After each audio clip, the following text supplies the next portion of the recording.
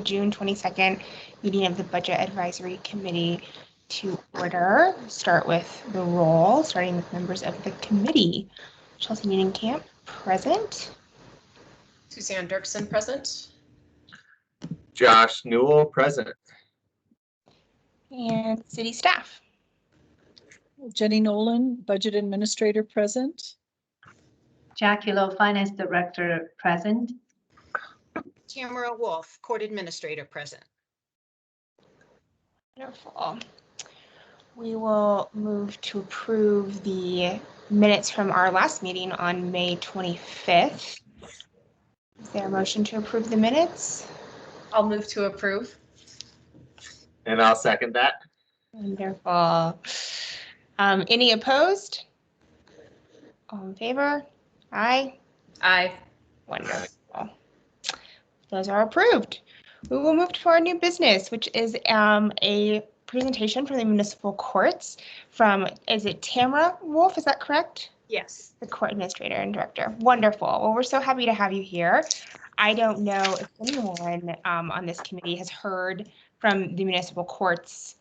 So we're excited. I know there's been some changes and some new programs, and we're excited to hear about them. So we will go ahead and hear from you now.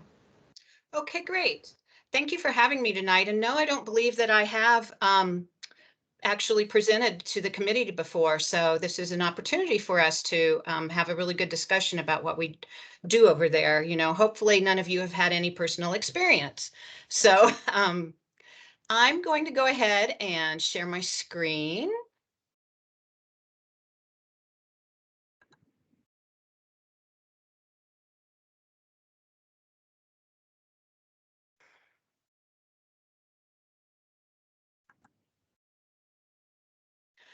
So the Inglewood Municipal Court was established way back in November of 1959 on that election, and that was when the first judge was elected.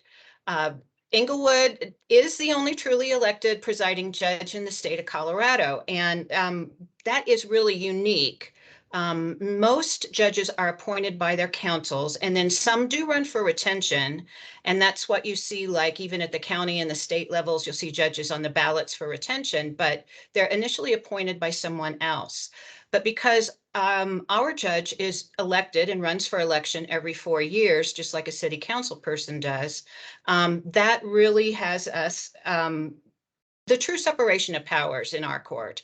You know, you have the legislative, the executive, and this is the judicial, which is the way it was intended to be initially. So we feel that this really allows us to build better public trust because it's the public that elects the judge and has say in what happens. Per the city charter, the elected judge establishes all the rules of court. That person sets the fines, and again, this is the independence that they have, having the ability to have the judicial authority to do as what is most appropriate in each individual case. Our judges must be registered voters. They have to be citizens of Inglewood, and that does include our associate judges. We are a limited jurisdiction court, and we handle matters that are primarily of local concern, meaning that they're criminal violations that affect both the community and individuals locally. Pardon me, for the most part. We have most of our violations are traffic and parking, as you might guess, but we also handle a wide variety of violations that include shoplifting and trespass and domestic violence and weeds and animals. And so there are a variety of, like I say, criminal violations that we handle that we try to assess on an individual basis based on what happens with that particular situation and circumstance of the ticket. We take to heart our mission, which is to assure justice with dignity for all, and we practice our values and focus on them every day. This is something that our staff embraces too, and those are being accountable, impartial, respectful, trustworthy, and welcoming. We feel like we're really to be there to be a service to the public and to not make judgment ourselves over this. And please feel free to stop me if you have any questions as I'm going forward. So I changed this up just a little bit since the 2021 budget is basically over with, but I did want to go over some of the budget impacts that we have had. Our previous case management system, we implemented a new one just at the beginning of May this year, was over 20 years old. So this has really increased our efficiency and helped us review our policies and procedures going forward. It really allowed us to rethink everything that we do. Our online option just went live on Friday of this week, so people can now pay a parking ticket, a traffic ticket, and in the very near future, if they have a balance that they have to pay on pretty much any type of ticket, they'll be able to do that online as well. So this is a real customer service oriented and something that definitely needed to be done. Our restorative justice program that we acquired and implemented this year is beginning to really gear up. We've had a couple of referrals now, and I think that that referral process is starting to move forward. Our RJ practices, they're specific, victim-centered, community-based programs. And it's focused on the offender taking accountability and victim healing. That's the purpose of it. RJ invites the community to participate, giving an equal voice to all participants. Chelsea, I understand that maybe you've actually signed up to be one of the volunteers in a program too, which is wonderful. Restorative justice is not about blaming and shaming. It is simply an attempt for accountability and to give the participants to be able to repair harm. If anyone else would like to attend these sessions, I believe the next one is on July 6th. Ames Stinson is the individual who runs our restorative justice program. They have a lot of experience in this and have brought a lot of ideas. It being under the umbrella of the court, Judge Jefferson has always been about rehabilitation and restorative practices in general. So having this program come to our department was something that we welcomed and, hope to be able to grow over the years. We are starting slow, but we're starting slow to go fast. We want to make sure that we have the opportunity to step up and do what is appropriate in these situations and make sure we have some positive impact on the community. And we plan then to expand the program past juveniles into adults going forward. We also established a part-time court navigator program this year. Council was kind enough to allow a switch over of one of our positions. We actually took a full-time position and went half-time with it to establish the court navigator program. Their goal is to improve the community and individual client outcomes through increased voluntary cooperation. The court navigator helps the client to define what barriers there may be that have prohibited them from completing court requirements in the past. And this intersects with persons experiencing homelessness, substance abuse, mental health issues, and a lack of resources for just basic needs like food and shelter. And,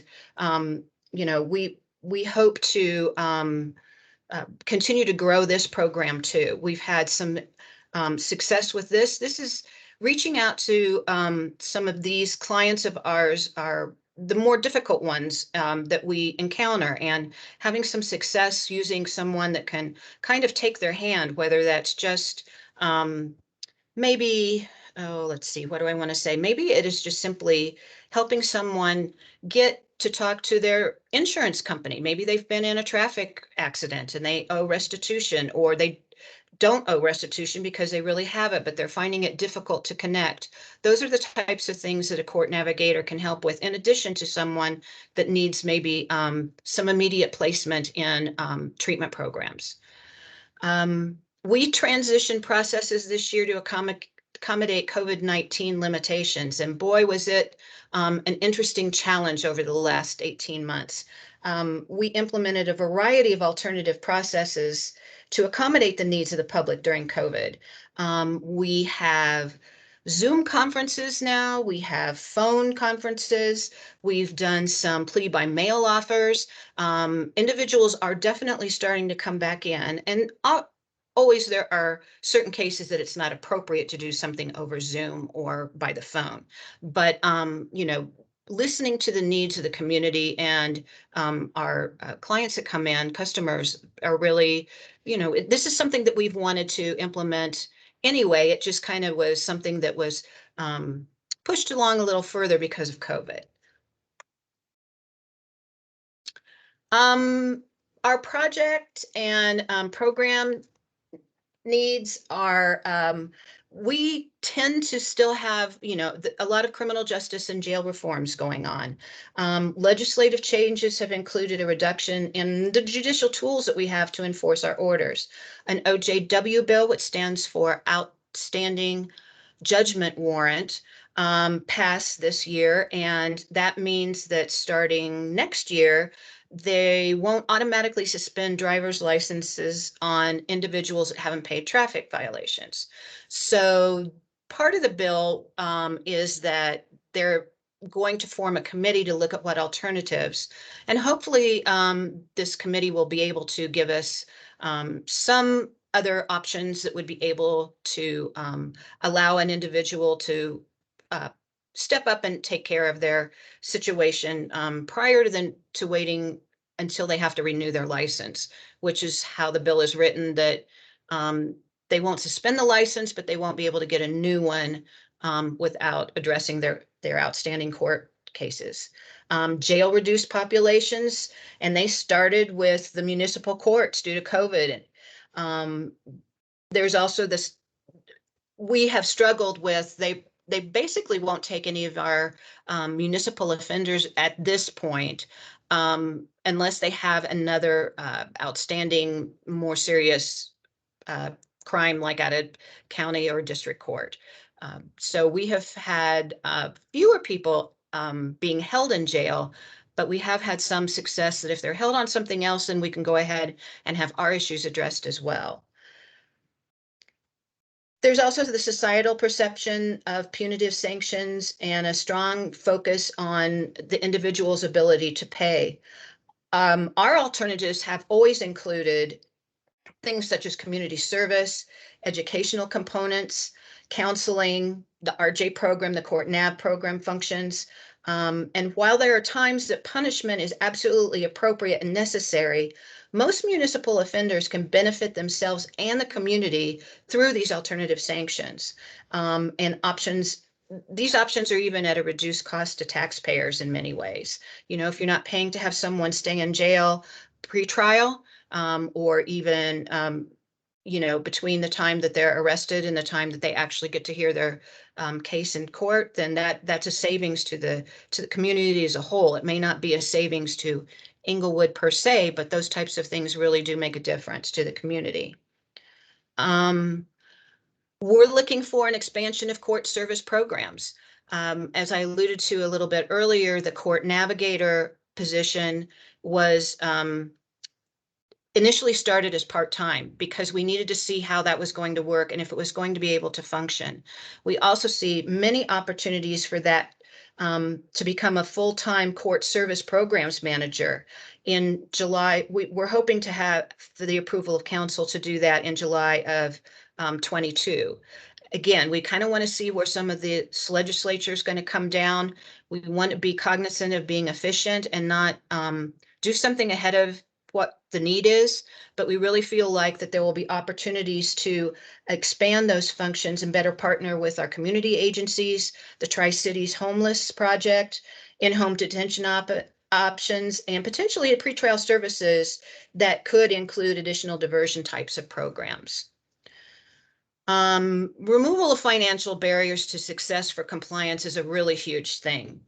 In order for many individuals to be successful in their court requirements, these financial barriers need to be mitigated. For example, courts at the state level, district level, they all get funding to aid individuals to go to counseling and drug testing and bus passes and treatments, mental health issues.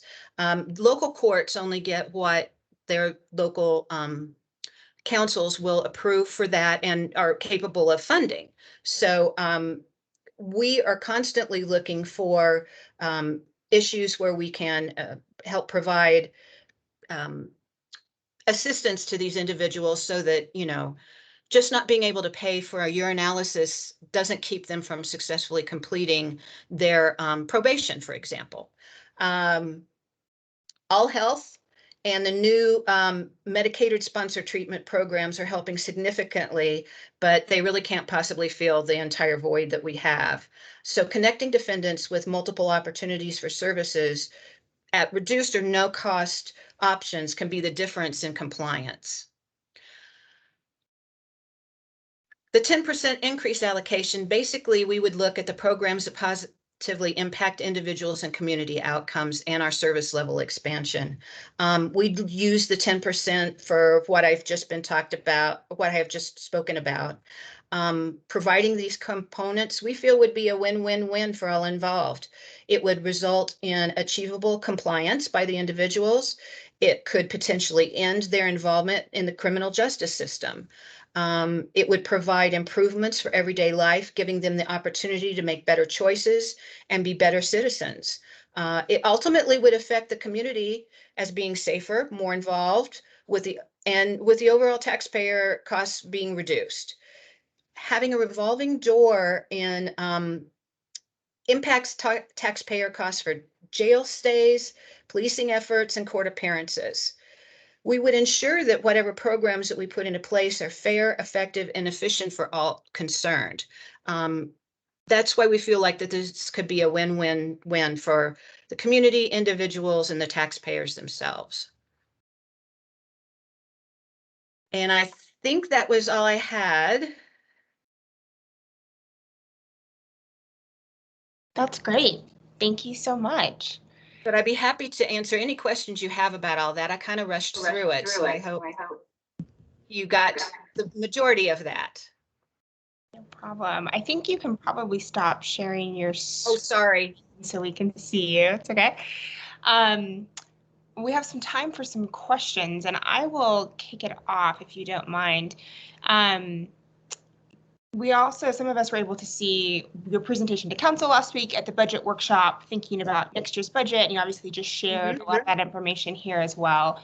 And I see that there was a request for the $30,000 for the court service program, as well as the court service programs manager.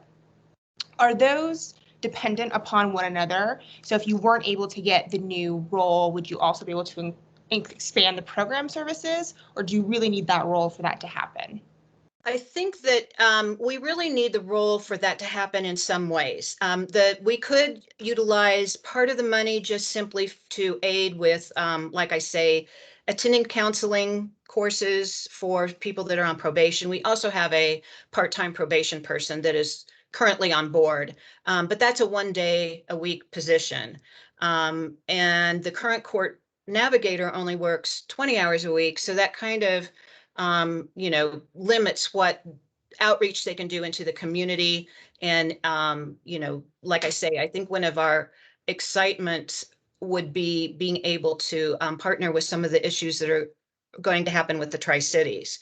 Now, like I say, we could use part of that money without having the position expanded, but to really be able to focus on getting housing, you know, permanent housing for someone, or getting them the food resources, getting them to the facilities that they need to go to, those types of things. It really probably is going to take more staff hours to be able to accomplish all of that. That's super helpful. And then I think my other question on that is that I see that there would be a delay in implementation until July of next year, because you're still waiting some of those legislative requirements that you spoke about. But so the staff position wouldn't go to full time until mid next year, but you would have the increase in the program costs. Would that be able to be executed without that person going to full time in the meantime? How does that work? Well, those are the minimal costs that I talked about that like other courts already cover. We could allow individuals that qualify for aid in attending the counseling. It's if someone goes to like domestic violence counseling, it's 36 sessions. And then we have, if they have to go to substance abuse, I believe that may be 30 more. Anyway, you're talking like around $600, and that can be a lot for an individual to come up with. So that can be prohibitive sometimes when persons are either out of work or they have large families and, they just don't have the funds to do that. And then there are, like I say, there would be, there's regular drug testing a lot of times for those things, or urinalysis testing. So those would be, we wouldn't, I'm sure, spend the full 30,000 the first 6 months, but would we be able to spend maybe 5 to 10 of it? I think that we probably certainly could. Thanks, that's really helpful. Any other questions?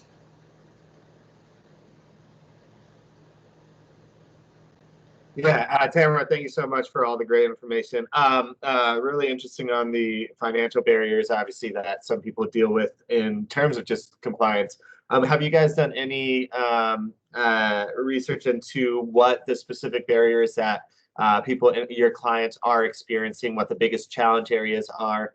And I apologize if this was included in the budget reports for council. I haven't had a chance to review those yet. No, that's okay. I think that a lot of the barriers that we see for compliance are people that are homeless. And so just getting basic needs as far as food and shelter and trying to get them off of the streets, at least temporarily is difficult in itself. And an individual that doesn't have a spot that they can rely on, then it makes it more difficult for them to remember court dates, to have access to technology, all of those things that would aid in being able to better organize and take care of their situation. So that's probably the largest barrier that we see currently. And then, like I say, sometimes people are just overwhelmed. We have seen a section of the population recently that they've lost their jobs and they're barely hanging on to wherever there is, or their vehicle. They're barely able to make payments for that. And so any little thing that they do, we really had a woman that failed to appear 3 times on a traffic violation, and all she needed to do was show proof of insurance that she had. But it was overwhelming for her. And until we had the court navigator get involved and be able to literally take her by the hand into her office and call the insurance company that then verified it, that was really all that needed to be done. And this individual would just come back and say, I'm really sorry, I haven't gotten to be able to do this, and would, be emotional in court. And so, obviously the judge would give more time to accomplish that, but that wasn't really the entire need. The need was to make sure that there was someone that could help her through that. So it spans by telling those 2 issues, you can see that it spans a variety of individuals out there. Definitely. Thank you. The other question I had is, I know that there's also a budget request for $5,000 for increased training for the Restorative Justice program. This committee knows I have not been shy in sharing that I'm a big fan of the program. I think it's really innovative, and I do think that it's going to be great for the city. I'm really looking forward to it. But can you share with us a little bit more about what that $5,000 is for? And sure. This is a new program, right? It's just getting off of its feet. It's been funded. There's this request for an extra 5. Can you help us understand that request and kind of the critical nature of it, or not so much? Sure. The council generously set aside money last year in the budget, but I think at that point in time, they were also anticipating that this might be a part-time position rather than a full-time. And the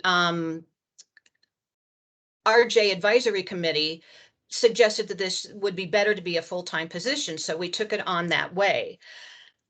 As you said, this is a brand new program. And so a lot of these costs are for setup things. It's for shirts for the volunteers. It's for banners when the restorative justice individual is out at community functions and has a table, you know, to explain more things. It's for when you have these trainings and circles, and it's a little bit of it is for refreshments, you know, just simply to have cookies and coffee, that kind of thing there. So it's for a variety of things. And essentially, you know, I know that it's for participation in some national programs too for the program director. So it's a little bit of this and a little bit of that. I don't know if that's helpful for you. You know, it's because it's a new program and those costs weren't taken, you know, I don't think the costs were broken down necessarily initially. And so that it's just trying to get the basic things that Ames needs to run the program effectively. So it's basically like an operating budget for. It is. Okay. It is. Okay. And, you know, and there is additional training costs and those types of things for some individuals that are included in that also. That's helpful. Thank you. Okay. Any other questions, Ms. Wolfe? Okay. Thank you so much for your time. Really appreciate hearing from the municipal courts and about a lot of the innovative programs that you guys are instituting. It's exciting to hear. Well, it was a pleasure to meet you all tonight, and thank you very much, and I appreciate your time. Thanks. Have a great evening. Thank you. You too. All right. We will move forward in our agenda. I can find it here. To our next order of business, which is reviewing the draft annual report. I did see Suzanne in the dock earlier today, but there was just two of us, so no issues there. I will just run through a few things. Josh, have you had a chance to look at that doc at all yet? Unfortunately, I'm not. I was with a major proposal last week, so that kind of got me off.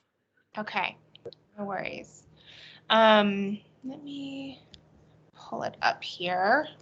I'm just going to put it in the chat if anyone would like to follow along. So I think there's a few things that we can discuss. As I shared via email with members of the committee, Council obviously has had budget workshop for the last 2 meetings. There's been a lot of interesting things come up in those meetings, a lot of requests from all the different departments, a lot of different requests from what we heard in our meetings, which I think is very helpful for us, and it's informative to think about maybe what someone was thinking about 6 months ago versus what they're actually asking for now, which makes sense. I'll just share this, and this is something that I think we can discuss maybe at our August meeting after we present the report. I do think it's worth having a larger conversation around the structure of the committee and of our report and what we provide to council, just because we are hearing from a department, you know, in September of last year, and then obviously so much is changing by the time that they're making real requests to council. So in many ways, I feel I question the efficiency and kind of the effectiveness of the report and what we're speaking to, if we're speaking to more like time-bound issues or something that's maybe an interesting perspective but not helpful in actual decision making. So I think it's worth having a conversation and maybe putting on some thinking hats around restructuring what that looks like in our timeline. I don't know if anyone else, I'm seeing a head nod from Suzanne. If anyone else feels that way. But we can put a pin in that for August. Do you have anything to add, Suzanne? You're on mute. We can't hear you.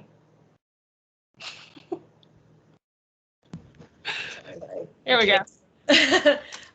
Yeah, and just in the interest of transparency, Chelsea and I had a casual conversation during I think a community get together recently and talked a little bit about this. So it's just a good opportunity for us to reassess our role as the community or budget advisory committee and how we can best serve council in the city and represent our community and just make sure that our efforts are needed and recognized.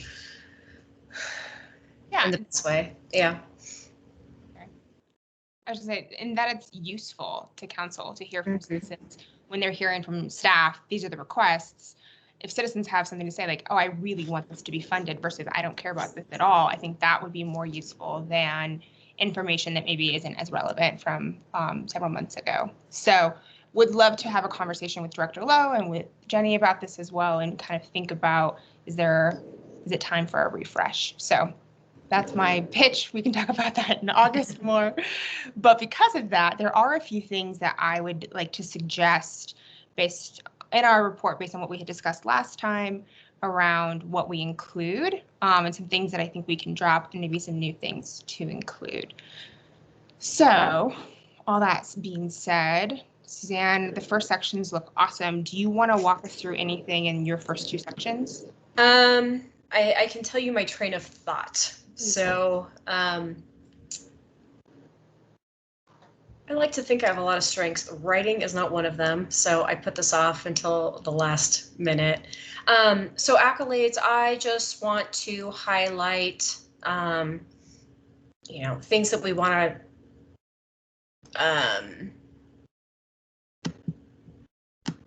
things that we want to acknowledge with respect to council decisions, city manager, and directors. I spoke to long-term asset reserves. I need to go back and listen to the meeting and remind myself how you all decided to actually allocate later funds. This is new. All of the feedback that I heard regarding the Pirates Cove event, volunteer recognition event earlier this month is really, really positive. So I want to make sure the communications team knows how well received that was. And then also response to the COVID economic crisis, if you will. But a lot of the grants that were issued to keep small businesses alive and sustain housing for renters in the city. So those are the things I'm speaking of. And then I'll write a blurb about restorative justice. Yeah, so that's what I have in mind for accolades. If there's something else you want me to speak to, by all means, just put a little comment on the side, and I'll add it in there. I don't think this section needs to be too long. Really quick, can we pause Yeah. on the restorative justice piece? Yeah. I think what's interesting to me about this, especially with like my budget hat on, is the data shows that reoffense for people who go through this program, it plummets by like 80%. Like it's really incredible, which obviously has a huge cost saving for the city and also just for our community. And I think that it's something that, I mean, the request is for $5,000 for the operating budget. And I think if we can get the program off on the right foot, it's like a very small ask. And so is that something that we want to include if we're going to kind of add an accolade? Would we want to support this $5,000 line item request? How do we feel? I'm okay with that. $5,000 doesn't cause me any pain. Josh, any objections? Okay. Okay. Let's add that then. That's great. Thanks, Suzanne. Yep. The next section is mine as well. So one thing that we talked about were the grants that were issued with respect to COVID-19.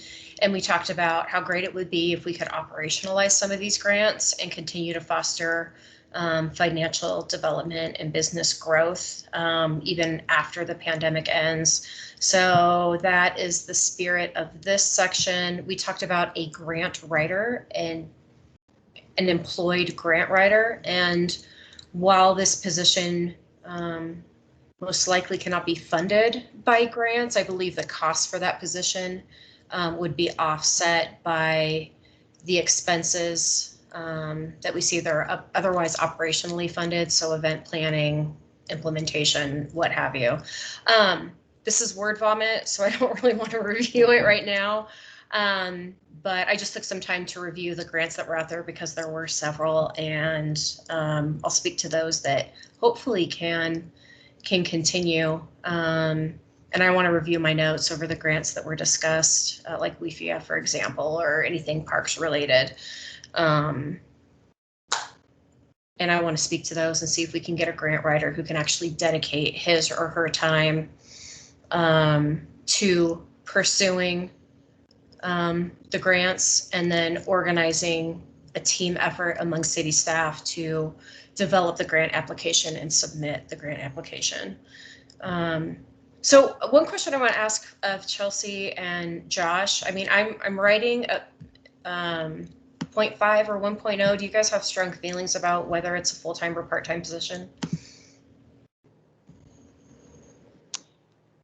I don't have a strong opinion. I'm a big fan of like a pilot program. And so if we think we could meet the city's initial needs cross-departmentally, part-time, and then if there was a lot of opportunity, then scale to full-time after a 1-year pilot program. That's typically how I would like to think about things, but I'm open to being persuaded different direction. And theoretically, it could be per diem on a contract basis, but I just like the spirit of having an employee. Yeah. I think the biggest thing for me that I'm looking for, and I don't know if this would be harder to find in a part-time position, but it's just expertise. Like, how can we be more competitive in the grant writing process? How can we continue to find new opportunities and new resources? And someone who's dedicated to doing that, especially as I think there's going to be a lot of opportunity in the next couple of years with COVID recovery, I think makes sense. Yeah, you know, when it comes to grant applications, there's style and content. And in terms of a grant writer, what they bring is style and approach, and then we rely on our city staff as subject matter experts to contribute the content. Anyhow, you know what? Does anyone remember, Suzanne? Some departments actually requested grant writers. This is where this idea came from, and we heard it from more than one department. So we said, oh, what if we did something for everyone?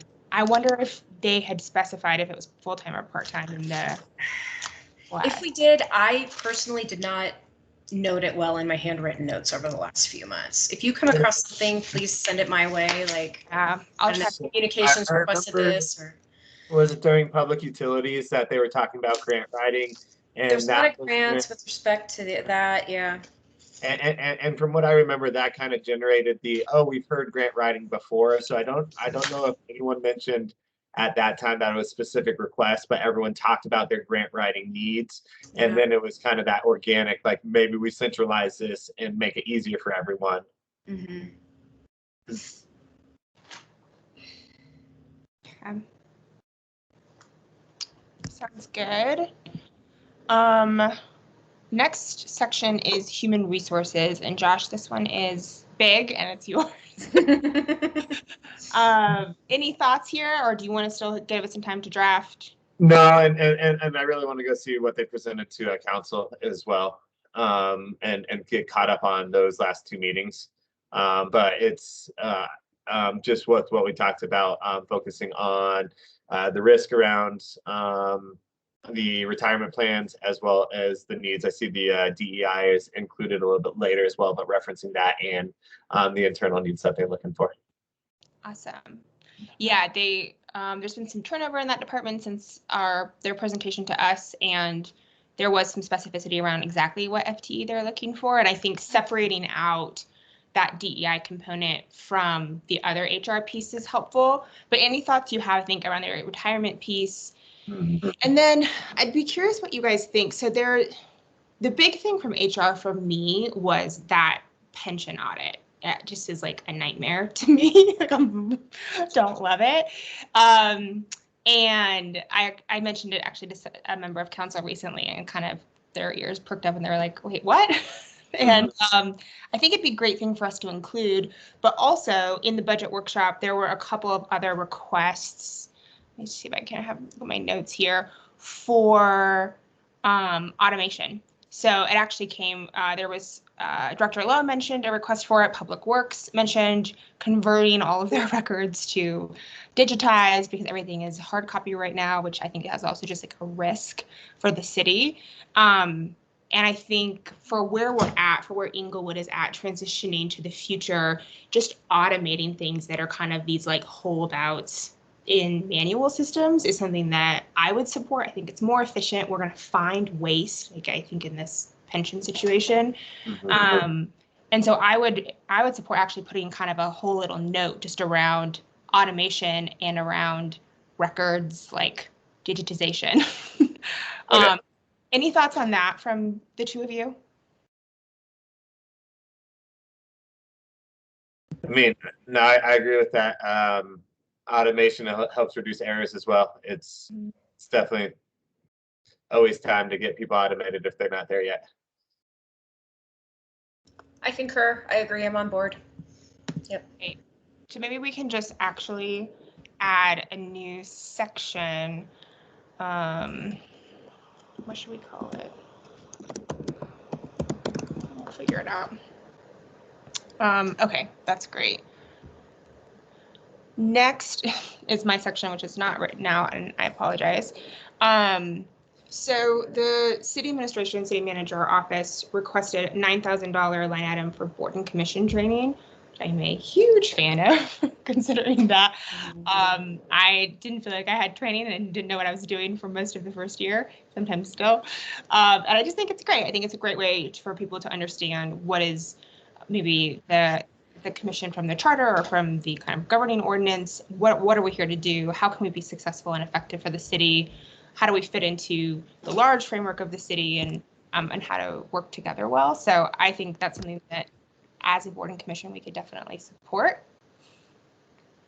And then the other thing was we had talked before about an intern, and this was a former request from the city manager's office that didn't come up in their line item, like in their requests this last couple of weeks, but the city attorney's office did request, I think it's $10,000. Yep, $10,000 for a legal intern in that office, and so someone who actually could come and offer support staff over the summer, but then also be a paid intern and receive experience.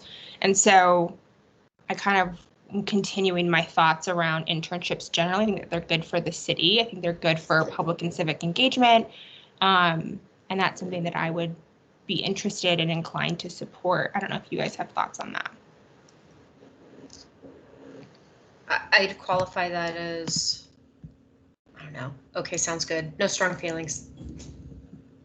It's if there's room in the budget, that's definitely something great to add type of level for me. Great.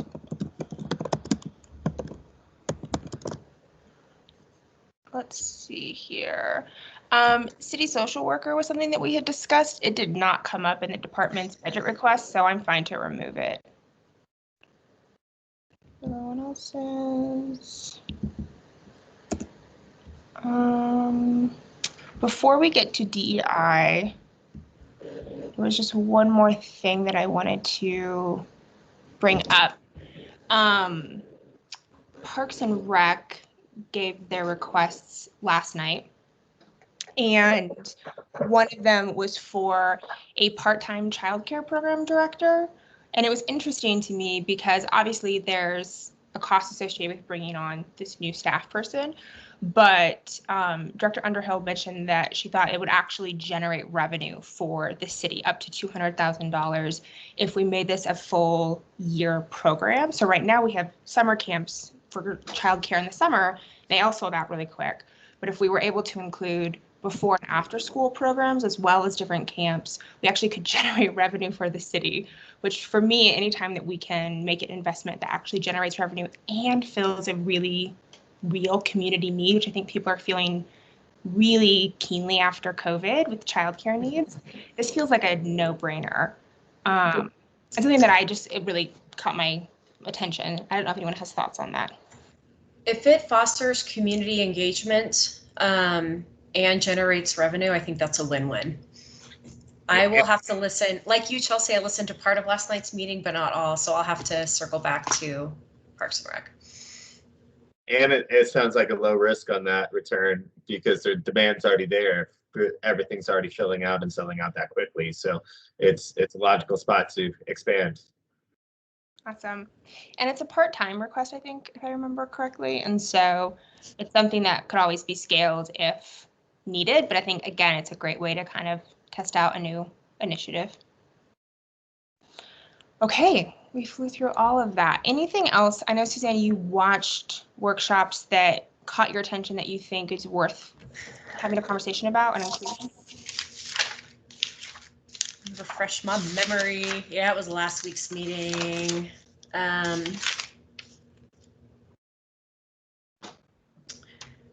Yeah, so this is going back to the budget workshop from last week. So two things that I'd like to speak to. I think the city manager's office talked about translation services.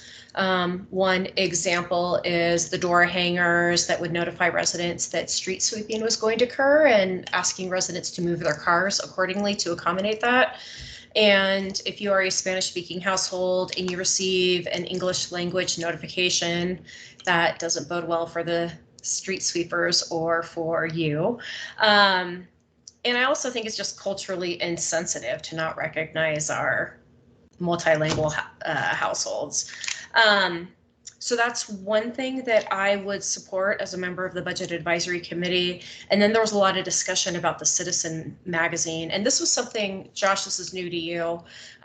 This was something that the Budget Advisory Committee recognized council for a few years ago, which was merging the Citizen newsletter and the Parks and Rec magazine into one publication and then sending that out via the postal service. And it saved tens of thousands of dollars, I think, in postage alone. If not, it was postage and publication, but I think the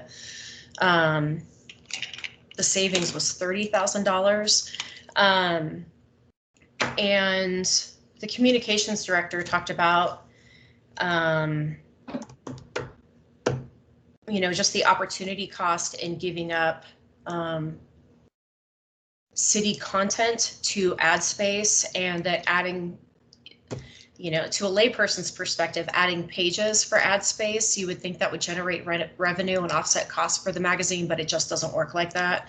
So that's something I really think it's not broken. We're really optimizing the publication and mailing of the newsletter and the Parks and Rec guide. So I think we should keep that as is, but continue to explore ways to save costs. But I think right now it's not really broken. So I would be reluctant to suggest any changes to that approach. Those are the two things: Citizens Magazine and translation services. Suzanne, to me, the Citizen Magazine conversation, it sounded like it might be a continuing conversation, that it might come back to council. Is that something that you think we should speak to now, or is it something that maybe we should dig into a little bit more next year? I know we've brought up the idea of ad space in the past when they've presented the department, and they've said that they weren't going to go that direction, but what are your thoughts on this year? I think I would like to hear more about it the next time communications presents to us, and we should have the same conversation next year when we talk about issues to speak to in our annual report. So continue to track and trend, so to speak. I would support including the translation services. I agree. I think that's a necessity. Mm-hmm. Yep. That part I do agree with you. Awesome. I can loop that in under the city manager section. Okay. Okay. The last thing we can discuss is the DEI piece. So Josh, just to bring you up to speed, when HR presented to us, they did not have a DEI budget allocation or FTE request. But when it was presented to council last week, they did have one. Mm-hmm. And there was to support, let's see here, promote training and events to bring awareness to DEI in the workplace and to engage coworkers in DEI conversations and training. There, I think, is some questions on council about if this is something that should be invested in or not in our community. This is some language that I wrote, like Suzanne, kind of just getting it down on paper. It can totally be tweaked, but I think the big question we have for us is this something that we want to speak to? And if so, what would the recommendation be? So I'll start by saying I absolutely support some sort of DEI investment in this year's budget. I think that Inglewood is changing. I think that having a city staff who's trained in best practices on these issues is important for them, not only to function well as a staff and as a government, but also in how they engage with citizens. And I also think that it's going to make Inglewood more competitive. I think that if we want to continue to attract business and grants and recognition, these things will matter. And then I was doing some reading this week from organizations like Colorado Municipal League and the Colorado City Manager Association and different groups, and I'm just seeing every other neighboring city around us be really thoughtful and innovative in this space. And I think for Inglewood to continue to be competitive in that space, it makes sense for us also to engage here well. And I think this is a first step to do it. So I'm open to suggestions on maybe how we would want to engage in this conversation with council. But my kind of thinking is, and I know this is something that you guys both brought up last time we discussed this, which I completely agree with, is if we're going to do it, focus on efficiency and best practices and not just on performance or checking a box, and to do it in a thoughtful way.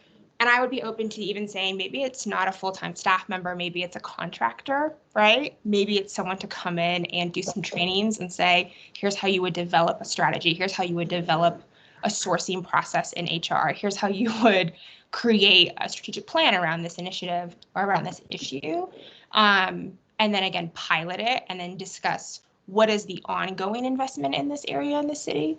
But to not do anything in this budget is a challenge for me. That's where I'm coming from, but I'd love to hear other thoughts. I agree. I see huge value in DEI programs that are done right.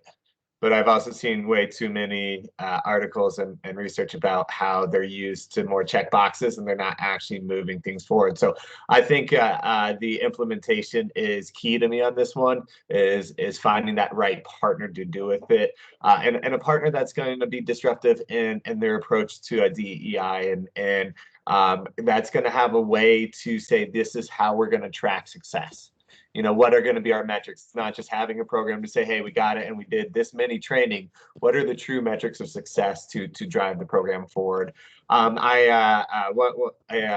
Affiliated company with mine is in a startup stage, and funding has been on that. And there was actually a DEI company I came across watching one of their incubator presentations. So let me see if I can't find that information to at least be able to show some, you know, here's some innovative approaches, because it's exactly what she was talking about in her business, is how do we start to offer programs that actually move the needle, not just check a box. And so having some resources like that to explore, I would fully support bringing those outside resources that are really focused on finding different ways to do it as a part of their business model, because I think that'll help push the city forward versus trying to, you know, have an individual in-house take it over and find the best practices. Yeah, and I was going to say essentially exactly what Josh said. I'm strongly in favor of bringing in a consultant, because this is a science, and it really does require some level of expertise and guidance. So I'm in strong agreement. And even something like this with a full procurement and RFP approach to be able to get that widespread, because we don't know what we don't know. And by having an RFP designed in a way that, you know, at least asks the basic questions, but also gives that opportunity for education for the city members and figure out what else is out there that can help move forward. I think that's great. I think RFP is an important aspect. Okay, well, I'll keep working on this. I'll implement those considerations. It sounds like we definitely are all in agreement that maybe the right first step is bringing in an expert and then assessing after that. Maybe it's not starting with a full-time person. And because council is kind of split on this, this might at least offer a way to split the baby. So I'm curious how this will go, but I feel good that we all are aligned about it. I'll keep working on the language. Feel free to add comments or ask for things to be tweaked. I know it's something that we all want to get right. Okay, anything else on content before we go to process? Beautiful. So we need to submit this report on July 14th, which means we should try to have a draft. How do we feel about trying to get everything in by the 9th? So the 14th is a Wednesday. If we could get everything in by Friday the 9th, then we'd have a couple of days to kind of tweak things and maybe add some edits. Do we think we need another meeting, or do you think we can do it via email? So thing one, I don't think we need another meeting. Tell me if my notes are incorrect. My note says we have the draft complete by July 14th and then we present to council August 2nd. Is Right. is that outdated? Right, but I think we have to submit by the 14th for it to like go in the packet. Okay, so yeah, I agree. The draft needs, July 9th is fine with me. Works for me. How much notice do we need to be able to establish a meeting? Because I prefer to have a meeting on the calendar in case we need it. If we're in a position where we can't get a meeting, scheduled for the next week. Jenny, can you speak to that?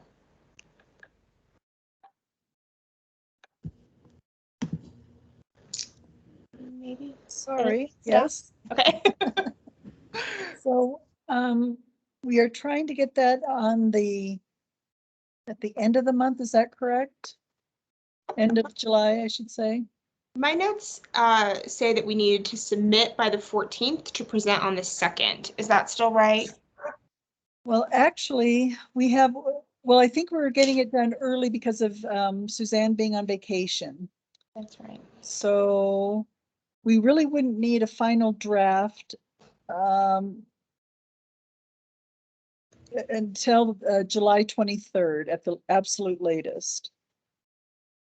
So what if we set our due date to July 14th and I sign off, so to speak, on July 14th and give you guys my blessing to move forward? And then you can submit the final draft on the 22nd for presentation on August 2nd. Okay. And then do we want to have just do this all through Google Docs, or do we want to have a meeting on the 12th to discuss anything? And if we do have that meeting on 12th, how much time do we need to have to, like, could we decide Friday before to have that meeting on the 12th or 13th to discuss if we feel we need to, or should we have something like that scheduled in place? Does that make sense? I think it does make sense. I think that what you're saying, I think that Suzanne, because I know you'll be getting ready to travel, if you want to just give your sign off by the 14th, Josh, you and I could always get together and finalize the final draft. Yeah, because that won't be a forum then. So we could do a little subcommittee of just the final edit, if that's okay with you, Suzanne, or what do you think? I am totally comfortable with giving you my blessing. perfect. Okay, great. Then Josh, you and I can just talk offline if we need to schedule some time to just get it wrapped up. Awesome. But yeah, let's still plan to try to at least get language in by the 9th so that Suzanne has something to sign off on and that we all can kind of feel good about it. I think we're all aligned around what we want to say. It's just getting the details hammered out. Mm-hmm. Okay. And where's last year's report to council? Is that anywhere easy to find? Because I definitely want to read through that before. I actually have it pulled up. I will send it to you. Perfect. Thank you so much. I'm actually going to put it in the chat right now so you can just grab it. All right. Anything else on the report? Nope, not from my end. Great. I guess just real quick, in consideration of Joel, are we, I don't know, mean, I want to recognize him, but I don't want to expect any more responsibility from him or assign any more responsibility from him. So are we all in agreement, prepared by Joel Moore or with recognition for Joel Moore, and leave it at that? I know he's focused on life right now. Yeah, I was questioning that when I was actually at making the title page. Yeah. I think he's officially part of the committee until July. Is that correct, Jenny? Or is Yes. he off? Okay. Yeah. So I'd support just leaving him on. Okay. until Oh, yeah. I term. absolutely want to leave him on. I just want to do it in the right way. I want to do right by Joel. So. Yeah. I'm fine with just listing him with the Okay. rest of us. No Okay. different needed from my end. Because he was on the committee as long as I was in terms of this report cycle. So Yes. Okay. We will move to members' choice. And I will start with an apology for a miscommunication about if this meeting was in person or not. I exchanged some emails with Jenny, and I think we had heard that council was going to talk last night about if boards and commissions could come back or not, but I think maybe that got delayed. Is there any update from either council or staff on our option if we want to come back in person? Or are we still waiting? I guess I can speak up. So we actually don't have anything preventing boards and commissions from going back in person. We haven't had the discussion. We didn't have it as an agenda item. I didn't have it as an item to speak to last night. So that may be something that I just dropped the ball on. So I think I'm guessing that I just had to do it as part of council members' choice to just kind of just discuss. But honestly, at this point, any board and commission can go back in person if they want. I guess the question is more about how do, can we allow members to do hybrid, which I have no problem with. I think that's really the open question now.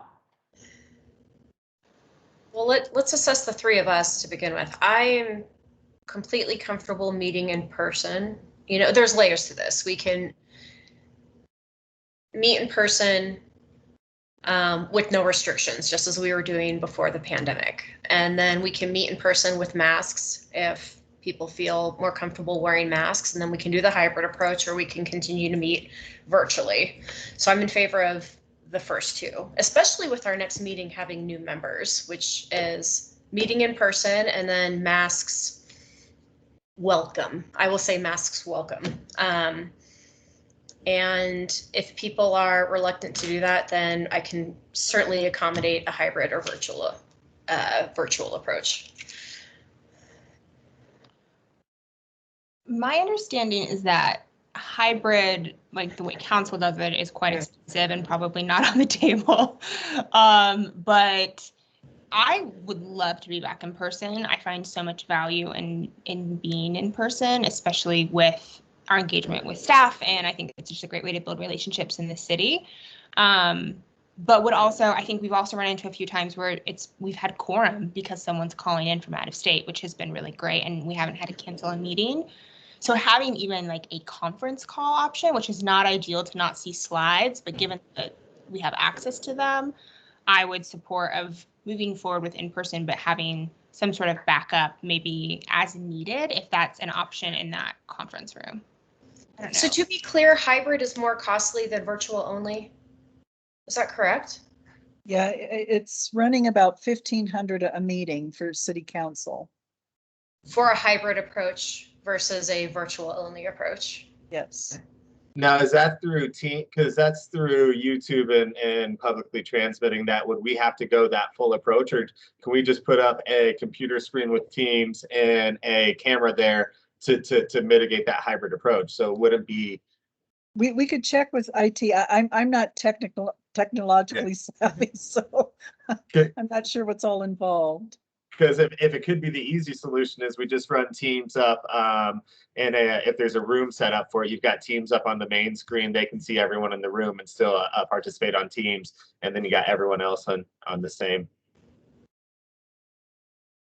Yep. I'll definitely reach out to IT. Sorry, Yes. sorry, Mayor. No worries. I'm hoping it's simpler than what you guys have to do for council meetings because the reach is going to be different. So. Yeah, and we could go back to the audio recordings like we used to do. I think having some sort of virtual option moving forward makes sense, but would definitely, sounds like we're all in favor of in person. Jenny, will you just let us know like when that's available, or follow up and let us know kind of what the Well, options are, or should we just plan on it first next month? I think it's really up to you guys. If you're ready to go Okay. For July, I'll definitely confirm with other staff members just to make sure that I'm not speaking out of turn. But if you're ready to go back in July, I don't see a problem. Why not? Now the hybrid, I don't think the way council does it, I don't think that is an option. But we could probably find another workaround with our IT staff. My vote's for meeting in person, and if we have to meet virtually, I am okay meeting virtually again. Agreed. Yep. So our next Okay. meeting is July 27th. Let's plan to be in person. I know, Suzanne, I think you'll be out of town still. No, I land 4 hours before our meeting, so I will be there in person. My brain will not be, but we will have a quorum at least. But assuming there's no travel delays, I should be able to attend. You're a good soldier. And I'm tentative for any meeting around that time because it's 7 days before my wife's due date. So It's we'll baby see. time. Yeah. So in that case, we need to make sure that our new members will be attending. Yep. Because if Josh is tentative and I'm a most likely, then we need to make sure our new members are there so that we have a quorum. So, and they'll be on by that point, right, Jenny? Yes, they'll be attending that first meeting. So we don't have an agenda for that meeting currently. I think obviously we'll be preparing for the presentation. Director Lowe, do you have something to add? Oh, no, I just feel I need to show everybody my respect by turning off my video. But I wonder, maybe I'm glad you're here because I was going to say, because it's a first meeting for 2 new members and we're right in the middle of the budget cycle, I wonder if maybe some sort of overview about kind of where we are in the budget cycle so far, what the Budget Advisory Committee is about to do, because they can be part of that presentation. I remember I did that my first month on the committee. I was at the presentation and I had no idea what we were talking about, but maybe kind of orienting them a little bit. Also, I'm sure Josh, I would find it helpful, and you as well, being newer, to kind of what's to come. Maybe that would be a nice welcome meeting for them. Could we do something like that? Yeah, I think that's a great idea. Yeah. Anything else that we want to cover in that meeting that anyone has thoughts on besides those 2 things? I think we should at least pull up the annual report and look at it. Yeah. Yeah. Because as we go through it and discuss how we want to present to council on the 2nd, they can be very incorporated. So kind of that, here's what you're signing up for, and here's Yep. the end of it and what we're going to do next year and roll into a new cycle. So I think Planting that's the a great seed. first meeting. Yep. Okay. It's a plan. Anything else for members' choice?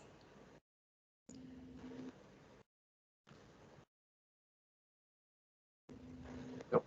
Covered all my talking points. Anything else from council or staff? I was just gonna say, just because it sounds like you may be feeling bad, but no, it wasn't your fault for me showing up to the building. I looked at the top left-hand corner of the agenda and it shows that we were meeting in the city council meeting room. So it wasn't your fault. I would have reached out, but Okay. yeah. Awesome. All right. Well, thank you everyone for coming tonight. I feel like we're making some good progress. I'm really looking forward to this report. It's going to be a good one. And have a great rest of your week. We will adjourn. Thanks, everyone. Thank you. Very well. Have a good night. Good night.